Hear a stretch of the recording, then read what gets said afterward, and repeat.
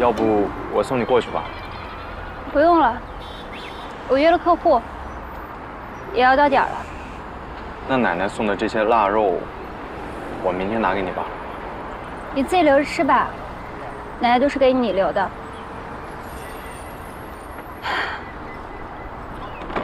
炒的时候少放点盐。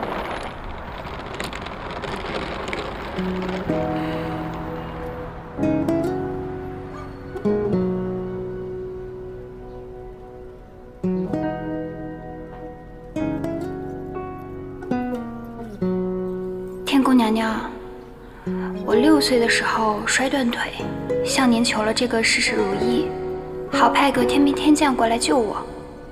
您可倒好，20多年了，派来只神兽谢之，还是有回避制度的谢之。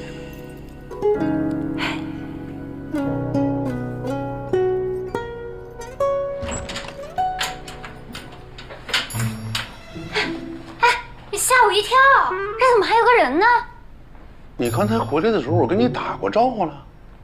打过招呼吗？你刚才回来，我问你怎么这么快就回来了，你说你从机场直接打车就回来了。哎，小小的岁数，这健忘症啊！要照这么看，这以后我得给你养老了。哈哈。哎呦，你今天不去打球啊？本来约好了跟徐总啊单挑，好死不死的他出门崴了脚了，你说？我说他认怂了，他还找理由不承认。哎，我想出来就出来了，就别回去了。我就到这儿来坐坐，打扰你了。打扰了。行，我走。这可是你让我走的啊，可别说我不负责任啊。你有地儿去吗？球场我先抓一个吧，一会儿你嫂子打来电话，你就跟着。我就说你去谈大项目了，10个亿。有点夸张了，没那么邪乎。你还别说，球场上还真有案源。上次胳膊拉伤的那个，那案子还没完呢，可惜让老李抢了个险。我那速效救心丸带了没有啊？哎呀，来，这我从老家带的特产，你拿点儿，万一低血糖犯了，还能赶紧吃一个。嗯，好。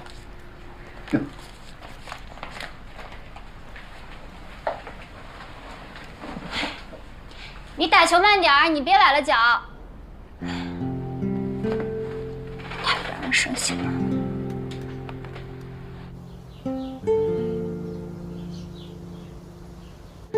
菊花、香肠。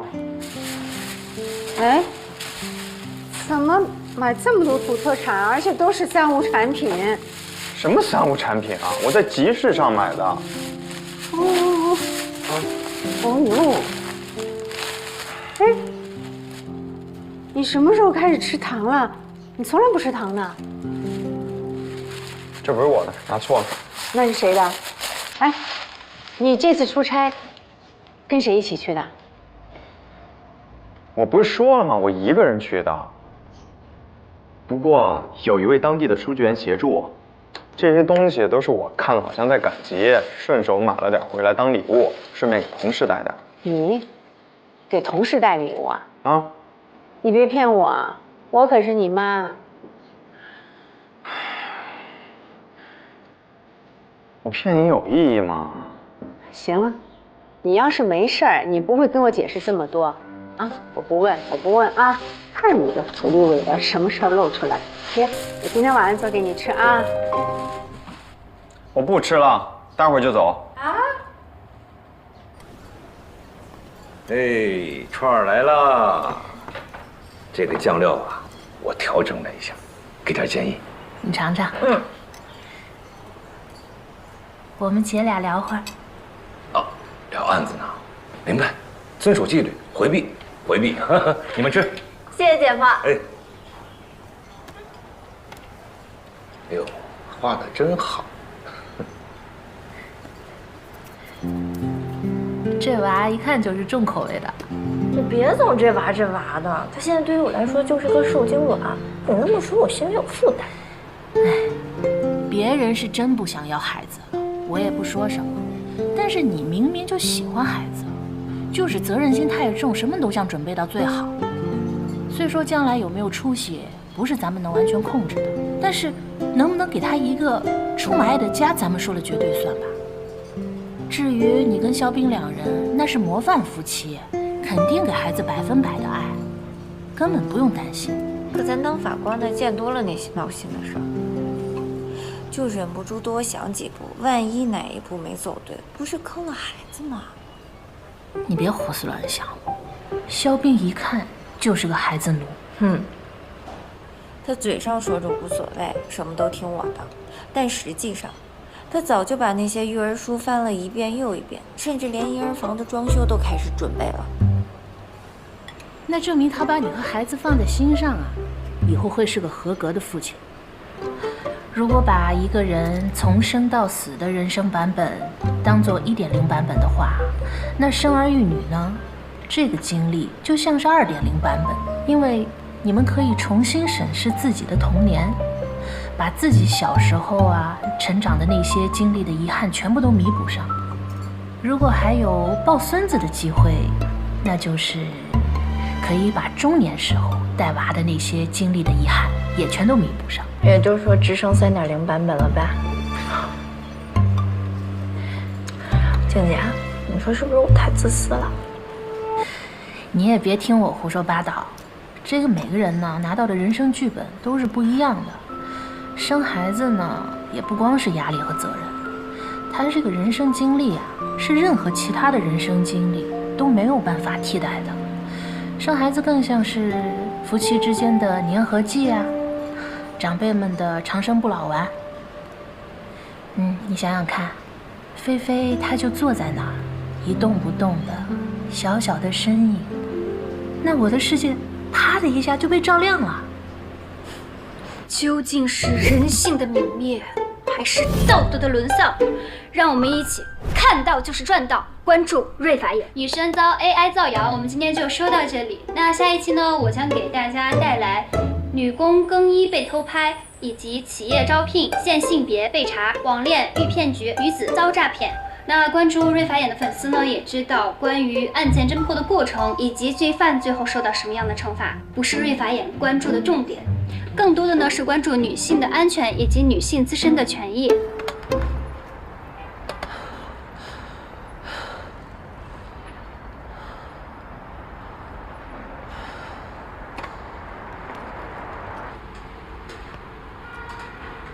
好了，那个恋恋这边呢叫我去吃饭了。那今天的节目就到这里，大家记得点赞、收藏、关注瑞法眼。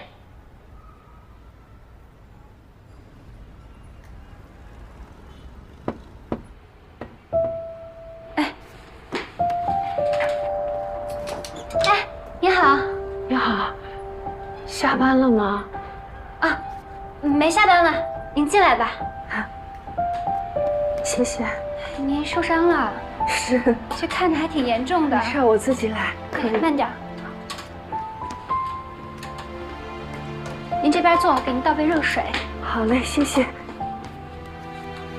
您贵姓啊？我叫卢慧兰。啊，来，过来。啊，谢谢。您这是怎么弄的？我这是骑着电瓶车带我爸去看病，和汽车撞了。这是谁的责任？我的。哦，那得赔不少钱吧？花了3万多了。我这腿骨折了，大夫说休息的不够好，后面可能还要做手术。那边的司机，那辆车后面还有别的赔偿。啊，那是部分责任还是全部责任？全责。哦，现在是要告交警，责任划分不当。哦，行政复议了吗？不，这是我的全责。我闯红灯了。啊，那您上我这儿来是？我2个哥哥把我给告了。哦，您骑车撞的是您哥哥啊？不是，我骑电瓶车带着我爸去看病，撞了，我爸没了。现在在打遗产官司，他们说要我赔30万。姑娘，你帮帮我吧，我真不知道该怎么办。陆女士，您别着急，不是我不帮您，其实您这事儿就是交通事故，特别清楚，法官一听就明白。法官需要去考虑的是法律怎么适用的事儿，而且我觉得法官但凡有点良知，都会降低你的责任的。你也不一定要请律师辩护，不一定要在我这儿浪费这钱。我从来没有上过法庭啊，我有点紧张，我应该说些什么呢？一般人呢都没怎么上过法庭，这正常人上法庭血压都得升高呢。这样，你要是实在紧张的话，您到时候你看就近，您到我这儿来喝杯茶，放松放松。你要再在我这儿坐下去啊，我的良知该压不住我这上进心了，一会儿我该忽悠您签合同了啊。您放心，这事儿啊就听法官的就行，出了我这个门也不要去找什么其他的律师事务所了。那毕竟是2个人的孩子嘛，你也得稍微考虑一下肖斌的感受啊。道理我都懂，可这事儿一发生在自己身上吧，真有点不知所措。你还老说我们优柔寡断的，这搁你自己不也瞻前顾后的吗？这不像你啊。你跟姐夫怎么样？关系恢复了吗？恢复什么呀？这回到家2小时了，身上的洋膻味还洗不掉呢。不过这样也挺好的。谁能想到几年前在中原意气风发的他，这几年后就变成远近闻名的烤串师傅了。哎，就你来之前呢，他还在那儿掏下水道呢，那味儿可真够冲的。小点声。那姐夫当年离开中原，那不是迫不得已吗？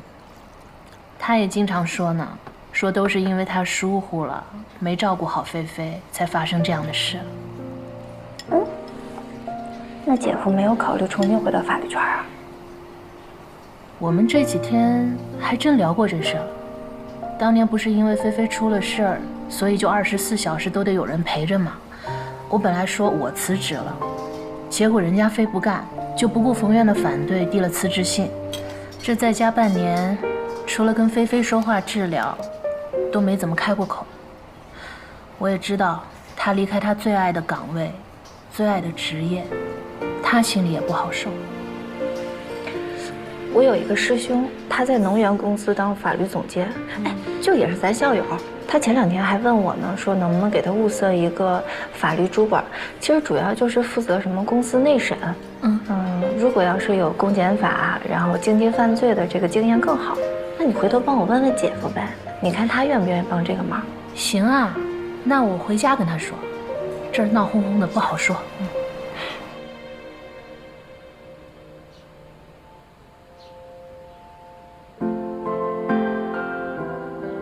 你现在不敢看我，是因为对这段感情有所顾忌。嗨，沈大官，还记得我吧？我们上午刚见过。哎，这是给你的。怎么样？所以我认为孩子的成长，最重要的不是钱，需要的是真正爱他的人可以陪在他身边，让他感受到被爱，这会成为他一辈子的财富。药一定要按时按量的吃，这个月奶奶的药吃完，我下个月肯定寄到。没事吧？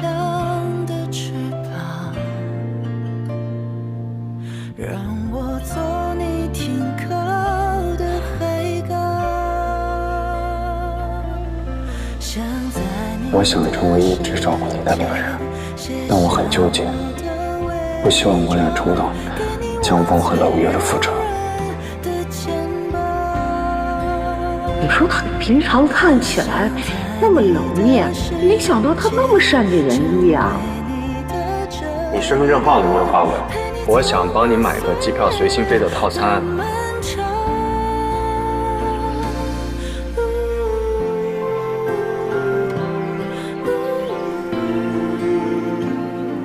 想在你的世界，一切不再遥远，陪你走过岁月的漫长。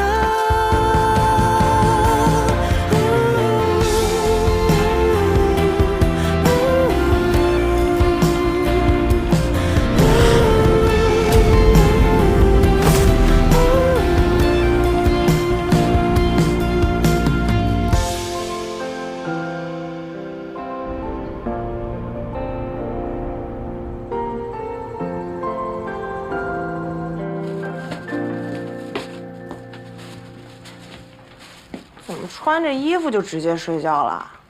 快点，别赖着了，起床吃饭。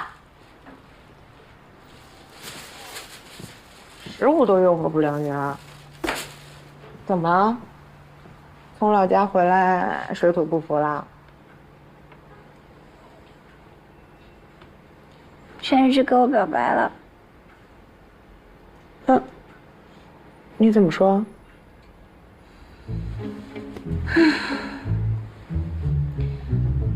我还能怎么说呀？拒绝了呗。厉害了。这有什么厉害的？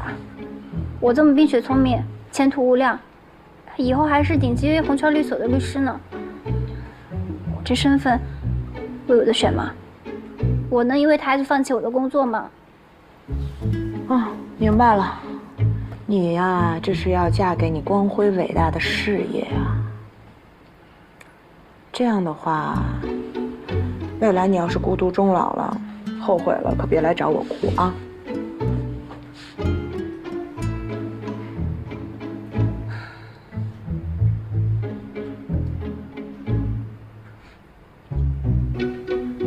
好香啊，什么味儿啊？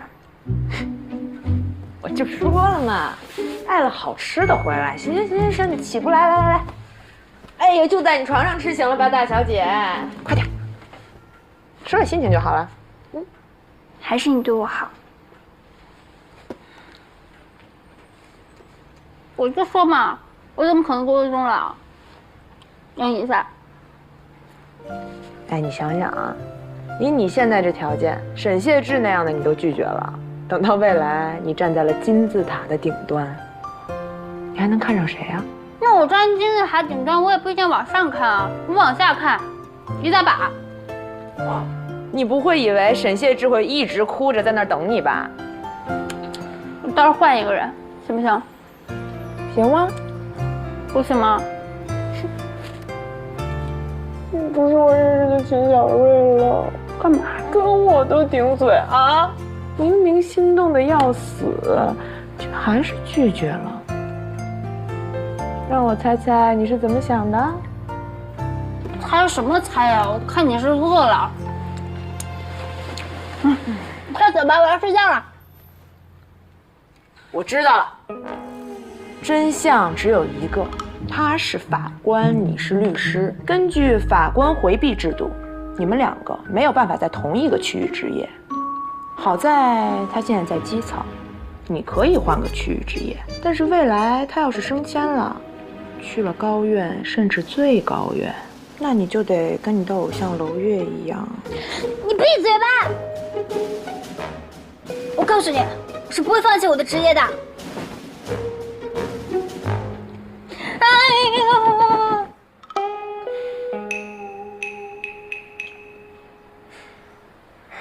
行了，不就是被批评教育又被拒绝吗？你看我，都这样了，能怎么地呢？啊？我跟你能一样吗？不过我想了想，秦瑞其实也没错，他确实不是那种为了爱情能放弃事业的人。都怪我，没忍住，让大家尴尬了。话是这么说，但是既然你俩已经踩了刹车，并且以后也不会有什么发展了，那我就告你个消息，能够帮助你们脱离苦海。高院刚刚发布了一个选调干部的公告，3个新提名额。这次选调是面向全市的，只要够资格就能报名，竞争肯定很激烈，但我觉得你应该没问题。怎么，这么好的机会你犹豫啊？我是觉得这次机会是不是不大？别想那么多了，爱情都没了，你还不得奔一下事业呀？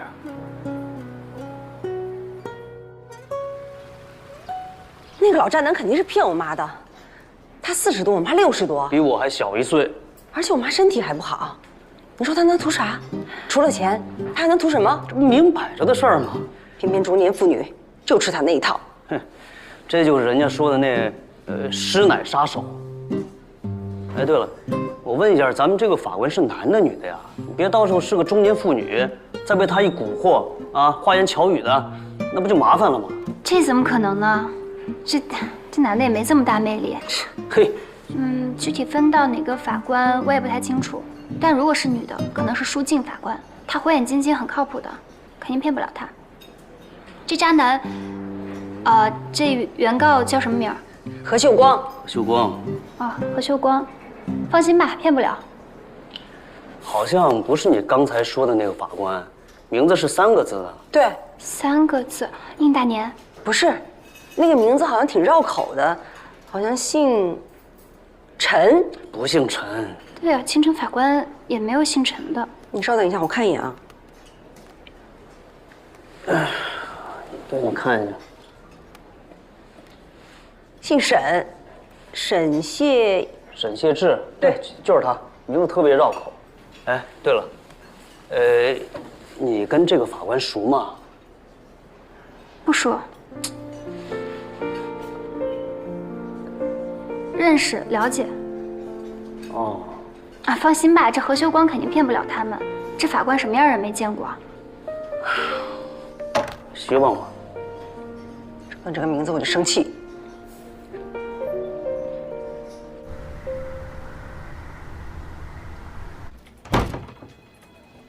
甄法官好。哎，甄法官。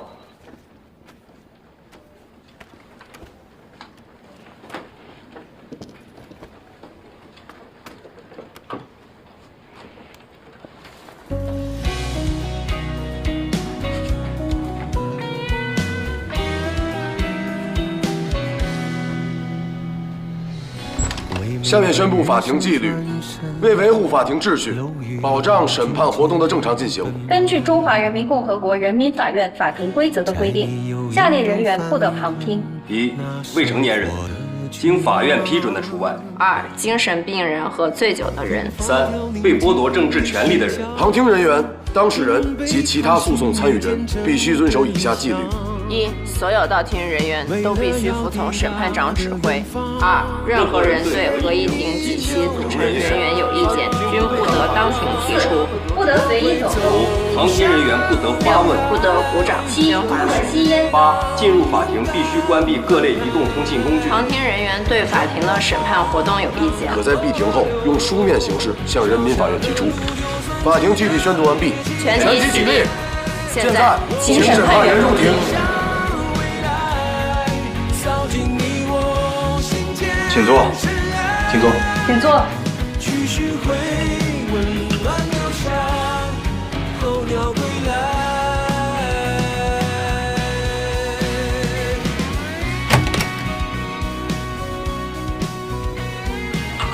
哎，石法官，你别站起来，小心摔着。好。坐吧。哎啊。现在开庭。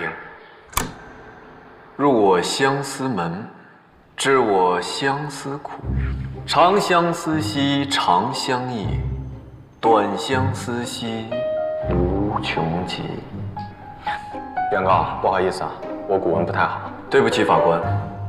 那我说的白一点，那是一个明媚的春日，那时的我正处在人生的低谷。爱情和事业的双重打击，让我万念俱灰，以至于我已经开始思考起人生的归途。但是我万万没想到，那一天却成为我人生中最幸运的一天，因为就是在那一天，我在公园里偶遇了他。他玲珑剔透，他温柔似水，他默默地倾听着我的忧伤，抚慰着我的心灵。当我说到伤心处，他握着我的手，极度共情，浑身都在颤抖。我妈当时刚做完脑梗手术，还在恢复期。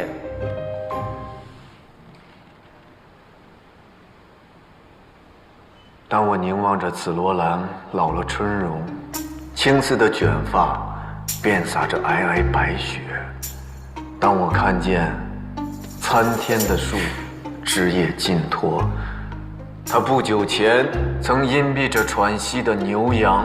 你骂谁呢？谁牛羊啊？夏日的青翠，一束一束的旧妇，带着坚挺的白须被鱼上恋宠。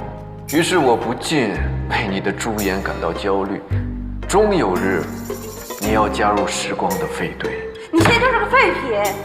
冷静，是我妈从垃圾堆里把你捡出来的。被告，控制情绪。庭上还陛下呢，你能不能说人话呀？孙大明，钱阿姨，您别激动，您的孩子也不是不同意您再婚。只是觉得何先生并不是一个理想的选择。我为什么不是他的理想选择呢？难道就因为他年纪比我大一点？23岁。23岁怎么了？爱情和年龄有关系吗？那经历风霜的长者和正当芳华的姑娘，不也能组成神仙眷侣吗？我们为什么就不行？还是说你们觉得男大女小是真爱，女大男小就不行？你们老了也觉得自己不值得再被爱了吗？女人这样自己贬低自己，男女平等什么时候才能实现？不调了，不调了！你看他成天哭哭唧唧的。舒法官，你还是尽快判吧。您怎么判，我们怎么服。就是判了吧，我们等着财产分了，换了钱，还要给我老爸呀下葬，寻个好点的墓地，也算是尽尽我们的一片孝心吧。你们失去亲爱的父亲，痛苦万分；你们自己的亲妹妹身受重伤，现在还坐在轮椅上，你们不为她的将来考虑一下吗？哎呀，这一码归一码，这财产分了，哎，就算是他日后日子不知道怎么过了，求到我们头上，我们也不会见死不救啊。是，但是他自己犯下的错误，就得他自己买单。杀人偿命，欠债还钱。您是法官，你们的境界肯定和我们这一般老百姓不一样，但是咱们不能用这个亲情来绑架法律，更不能因为同情来泯灭公理，是吧？等一下，杀人偿命，你是想说谁杀人？那还有谁呀？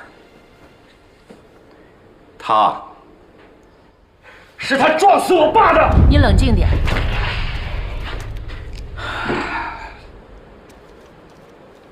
当然，我们俩作为他的亲哥哥，也不是真的想看到把他送进大牢蹲大狱，但是他害死我爸这个事儿，这是事实。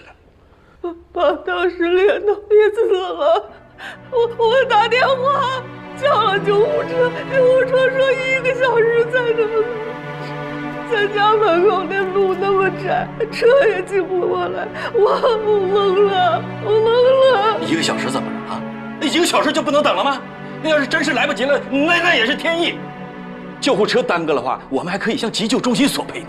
国家单位赔钱呀，那赔的可就不是一个小数目，100万都挡不住吧，大哥？是啊，这专业的事儿就应该专业的人来做。我老婆是护士，她说如果受伤情况不明的情况下，应该先保持伤者不动。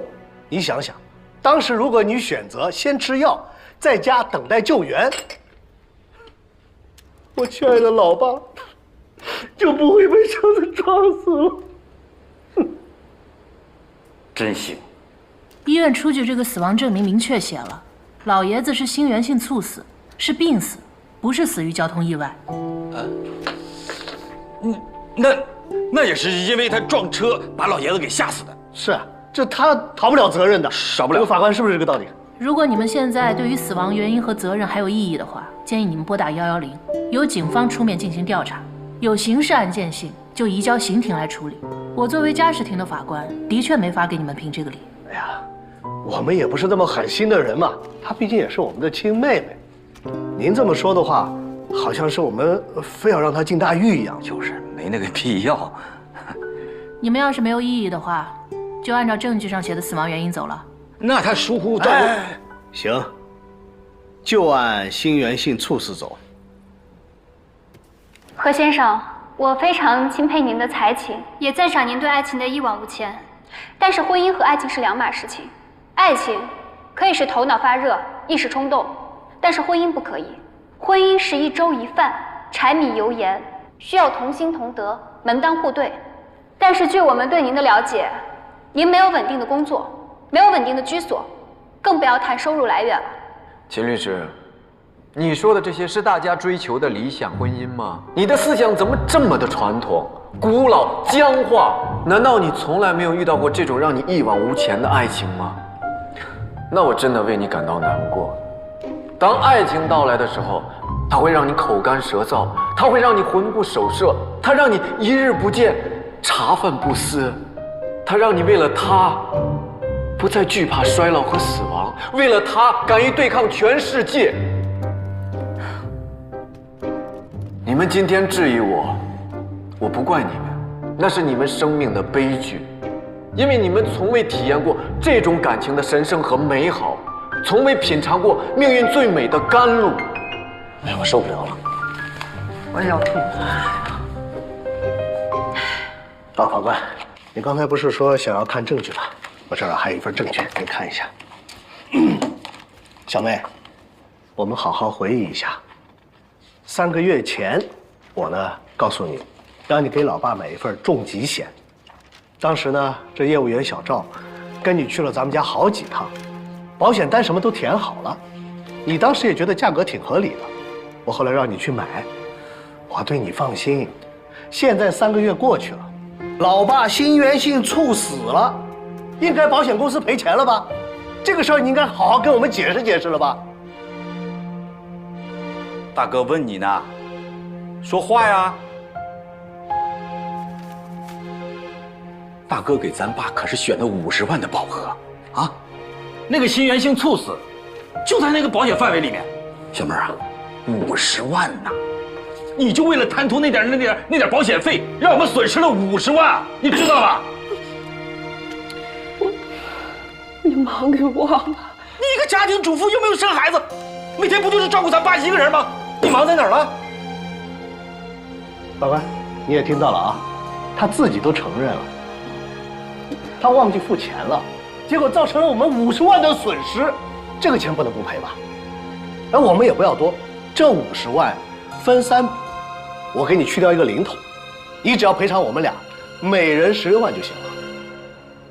不是30万吗？30万那是你撞死老爸的赔偿费。法官不让我提这茬了啊，咱们一码归一码，这个事儿是不是你犯的错？啊，这个事儿你是不是要担责任？赔偿那点钱那都是小的，我和哥还没让你赔上老爸的命呢。是啊，我们连最后一面都没见到。是，等等，这上面理赔范围没写心源性猝死。急性心肌梗塞和心源性猝死不是一回事儿。不好意思，两位，我打断一下，我有个朋友的父亲也是死于心源性猝死，当时也是买了重疾险，但是保险那边是拒赔的，因为诱发心源性猝死的原因有很多种，其中就包括心肌梗塞，所以咱这保险买了，也未必能赔你。不是那个小姑娘，你把话说清楚啊！你那个朋友他老爸被拒赔了，你凭什么说我爸也会被拒赔啊？我说的是未必，未必也不好说的。哎，这简单了，去做个尸检不就成了吗？卢慧兰，你敢不敢带着咱爸去做尸检？如果尸检结果出来呢，保险不赔，我们兄弟俩认栽；如果在保险的理赔范围之内，这50万，1分都不能少，不能少！你给我吐出来！你敢吗？何先生，您先把爱情的本质，还有到来的信号先放在一边，这些命题呢都过于宏大了。我们先来讨论一下您在这段爱情中的诉求。在您和您的爱情到来之前，钱阿姨带着一对儿女，母慈子孝，其乐融融。您带着您的爱情来了之后，确实一开始我的当事人是反对的，但是到目前为止，他们已经同意你们领证了，也已经让你搬进了钱阿姨2环内的公寓。照常来说，你应该感到满足啊，应该好好享受您爱情的硕果。那您为什么反倒要去怂恿钱阿姨起诉撤销赠与儿女的6套房产呢？母亲赠予那些房子给他们是有条件的，前提是他们得孝顺。我们哪儿不孝顺了？妈，你自己说。他们干预母亲的婚姻，破坏母亲的幸福，截留母亲的收入，对母亲的爱人横加指责，让母亲日夜垂泪伤心。是他们先不仁，我们才不义的。我这么做完全是为了保护我的乖乖，我没有任何私心。秦律师，你为什么总是把爱情和金钱混为一谈呢？难道在你心目中，没钱的人就没资格恋爱吗？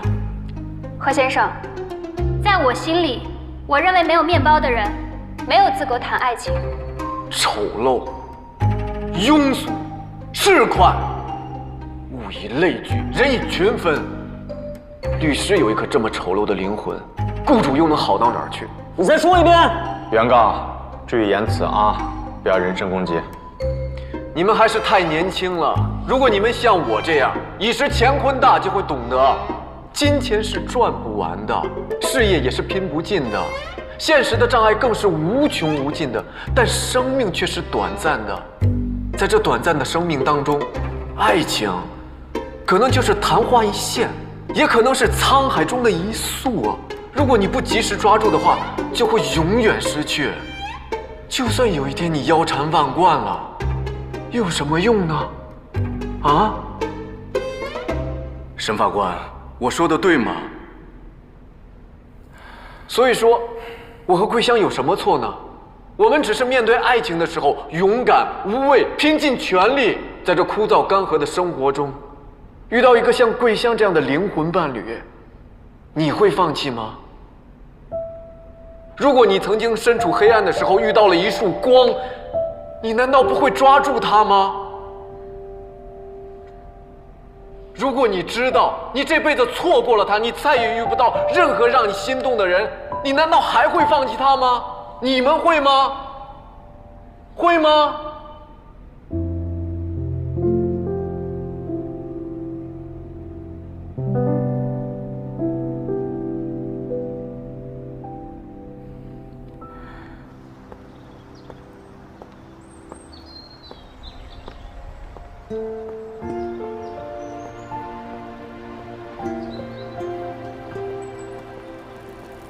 秦律师，你为什么总是把爱情和金钱混为一谈呢？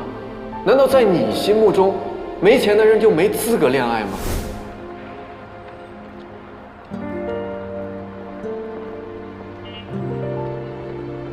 金钱是赚不完的，事业也是拼不尽的，现实的障碍更是无穷无尽的，但生命却是短暂的。在这短暂的生命当中，爱情可能就是昙花一现，也可能是沧海中的一粟啊！如果你不及时抓住的话，就会永远失去。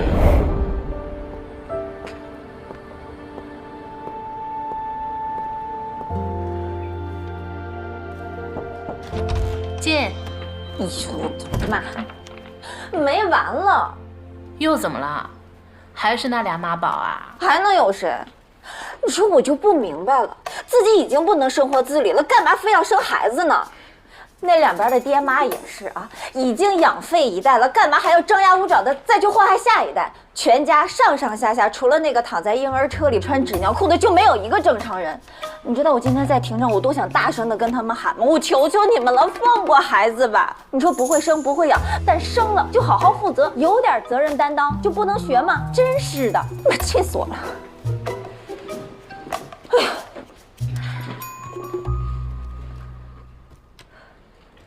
好多了。静姐，你跟姐夫怎么样了？什么怎么样？生二胎呀！我什么时候说要生二胎了呀？反正都要消耗那些卡路里，干脆要一个得了呗。你们这对幸福夫妻应该多为社会贡献爱心。我们没消耗。啊？没？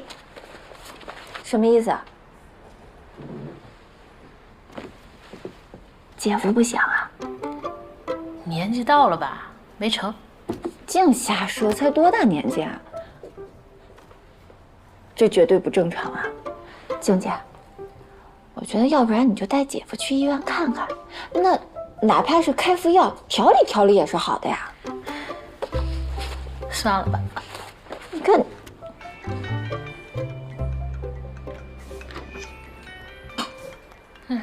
菲菲要下课了，我过去接她。我跟你一起去。你去干嘛？今天让菲菲跟我回家。啊？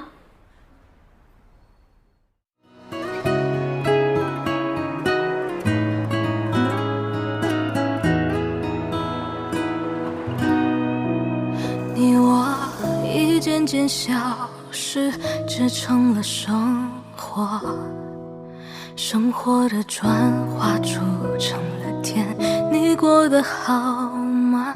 为何而挣扎？总有些问题种如山，要怎么把人间烟火缝补，让恨释怀爱能如初，开垦生活的荒芜，同行一路多盼望。让我做破晓的风，吹散所有苦痛，让我做单身的舟，公道自在。人心之中多少呼喊，挣扎着迷茫着等待回声点燃灯火，回应诉说你应该幸福，这掷地有声。一件件小事织成了生活，生活的转化铸成了天。你过得好吗？为何而挣扎？总有些问题种如山。